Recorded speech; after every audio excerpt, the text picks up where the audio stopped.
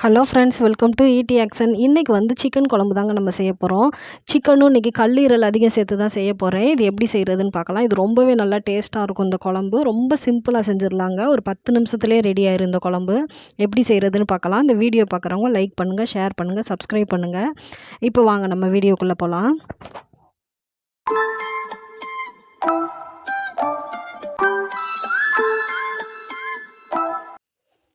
இப்போ இந்த சிக்கன் குழம்பு செய்கிறதுக்கு வந்து நான் வந்து 1/2 கிலோ அளவுக்கு சிக்கன் எடுத்திருக்கேங்க. இங்கே பாருங்கள், சிக்கன் வந்து தோலோடு தான் எடுத்திருக்கேன், எலும்போடு தான் சேர்த்துருக்கேன். இப்போ இது கூடவே வந்து நான் 1/2 கிலோ அளவுக்கு கல்லீரல் சேர்த்துருக்கேங்க. இது ரொம்ப நல்லது தான், உடம்புக்கு ரொம்ப நல்லது. இந்த மாதிரி இது சேர்த்து செய்யலை வந்து குழம்பு வந்து ரொம்பவே நல்லா டேஸ்ட்டாக இருக்கும். சாதத்தோடு ஊற்றி சாப்பிடல ரொம்ப நல்லாயிருக்கும். இங்கே பாருங்கள், கல்லீரல் ஈரலும் சேர்த்துருக்கேன் பாருங்கள் அதில். இப்போ மொத்தம் 1 கிலோ அளவுக்கு சிக்கன் எடுத்திருக்கேன். சிக்கனும் கல்லீரலும் சேர்த்து 1 கிலோ அளவுக்கு இருக்குது. இப்போ இந்த குழம்புக்கு தேவையான மசாலா நம்ம ஃபஸ்ட்டு அரைச்சிக்கிறலாங்க. பாருங்கள், ஒரு மிக்ஸி ஜார் சேர்த்துருக்கேன். இதில் வந்து இப்போ தனியா வந்து 2 ஸ்பூன் அளவுக்கு சேர்த்துக்கிறலாங்க. இப்போ மிளகு வந்து 1/2 ஸ்பூன் சேர்த்துக்கிறலாம். சீரகம் ஒரு 1/2 ஸ்பூன் அளவுக்கு சேர்த்துக்கிறலாங்க.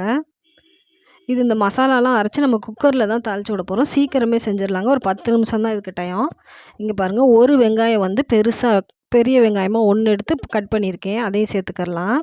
இப்போ தேங்காய் வந்து ஒரு துண்டு அளவுக்கு எடுத்திருக்கேன் பாருங்கங்க. இதையும் நம்ம நறுக்கி அதில் சேர்த்துக்கிறலாம். பாருங்க, கொத்தமல்லியில் வந்து நம்ம காம்பா இப்போ சேர்த்துருக்கேன் நான்.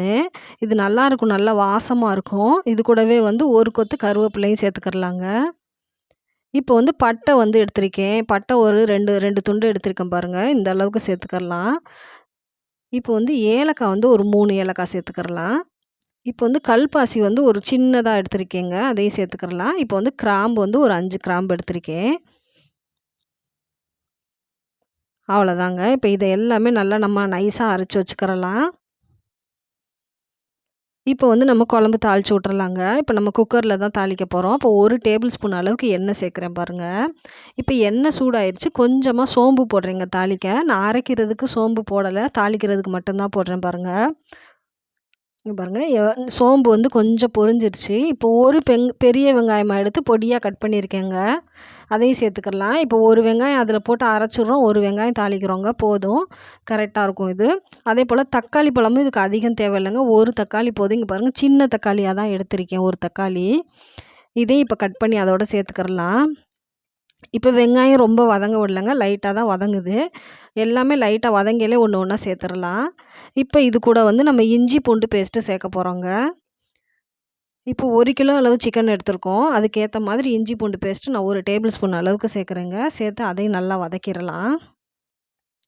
நீங்கள் இஞ்சி பூண்டு பேஸ்ட்டு சேர்க்காட்டினா இந்த மசாலாவோடையே கூட இஞ்சியும் பூண்டும் எடுத்து அதோடு அரைச்சிடலாங்க. அரைச்சி கூட போட்டு வதக்கிடலாம்.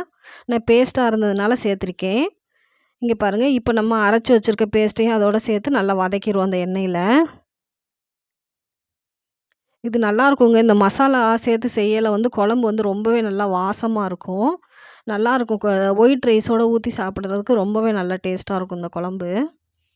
இங்கே பாருங்கள், மசாலாவை வதக்கிடலாம். இப்போ வந்து மிளகாத்தூள் இதுக்கு சேர்த்துக்கலாங்க. 1 டீஸ்பூன் அளவுக்கு தான் மிளகாத்தூள் சேர்க்குறேன், ரொம்ப சேர்க்கலை. நம்ம தனியாக வந்து அரைச்சி போட்டாச்சு, அவ்வளோதாங்க இதுக்கு மசாலாலாம். இப்போ இது வதங்கிட்டு இருக்கையிலே நம்ம சிக்கனையும் சேர்த்துருவோம் இது கூட. பாருங்கள், சிக்கனையும் சேர்த்துடலாம். சிக்கன் சேர்த்து ரொம்ப வதக்கணும்லாம் இல்லைங்க, லைட்டாக பரட்டி விட்டால் போதும். இது வந்து கல்லீரல் சேர்த்துக்கிறது நல்லது தாங்க உடம்புக்கு. நல்லாவும் இருக்கும், டேஸ்ட்டாகவும் இருக்கும் சாப்பிட்றதுக்கு இது. பாருங்கள், லைட்டாக வதக்கிட்டால் போதும். ஒரு நிமிஷம் தான் வதக்கியிருக்கேன். இப்போ அது கூடவே வந்து ஒரு 1/2 ஸ்பூன் அளவுக்கு உப்பும் சேர்த்து வதக்கிறேங்க. இப்போ அவ்வளோதான், வதங்கிருச்சு. இப்போ வந்து நம்ம தண்ணி சேர்த்துக்கலாம். இப்போ மிக்ஸி ஜார் அலசி தாங்க தண்ணி நான் சேர்த்துருக்கேன். இப்போ வந்து நான் ஒரு 4 கிளாஸ் அளவுக்கு தான் சேர்த்துக்க போகிறேன் இதில் தண்ணி. இப்போ ஒரு 3 கிளாஸ் அளவுக்கு சேர்த்துருக்கேன். சேர்த்து நல்லா மிக்ஸ் பண்ணிடலாம். இது வேகையில் வந்து நம்மளுக்கு சிக்கனில் இருக்க தண்ணியும் வரும். அதனால் தண்ணி கம்மியாக இருக்குன்னுலாம் இல்லைங்க, நம்மளுக்கு வேக வேக தண்ணி தான் வரும். இப்போ வந்து நான் உப்பு செக் பண்ணி பார்த்துக்கிறேன். நம்ம போட்ட உப்பு சரியாக இருக்கா இல்லையான்னு. இல்லாட்டினா கூட தேவைப்பட்டால் சேர்த்துக்கிறலாம் கொஞ்சம். நான் 1/2 ஸ்பூன் அளவுக்கு சேர்த்தேங்க. கரெக்டாக இருக்குது. இப்போ குக்கர் எல்லாம் சுற்றி அலம்பி விட்டு இப்போ ஒரு கிளாஸ் சேர்த்துருக்கேங்க. 4 கிளாஸ் அளவுக்கு சேர்த்து குக்கர் மூடி வச்சாச்சு. இப்போ 4 விசில் வச்சு எடுத்துருக்கேங்க இது. இங்கே பாருங்கள், 4 விசிலுக்கு நல்லா சிக்கனும் வெந்துடும், இந்த கல்லீரலும் நல்லா வெந்துடும். இப்போ வந்து கொஞ்சம் தண்ணியாக இருக்கிற மாதிரி இருக்குது, கொஞ்சம் வற்ற விடலாங்க. இல்ல வந்து நம்மளுக்கு குழம்பு வந்து இந்த மாதிரியே ஊத்தி சாப்பிட்டா கூட ரொம்பவே நல்லா டேஸ்ட்டா இருக்கும். இது லைட்டா தாங்க வத்த விட போறேன் இப்ப. ரொம்பலாம் வத்த விடல. இங்க பாருங்க சிக்கன் எல்லாமே நல்லா வெந்துருச்சு. அவ்வளோதாங்க. இப்ப நல்லா கொதிக்க ஆரம்பிச்சிருச்சு. இப்போ வந்து இங்க பாருங்க நல்லா சிக்கன் நல்லா வெந்திருக்கு பாருங்க. அந்த ஈரலும் நல்லாவே வெந்துருச்சு.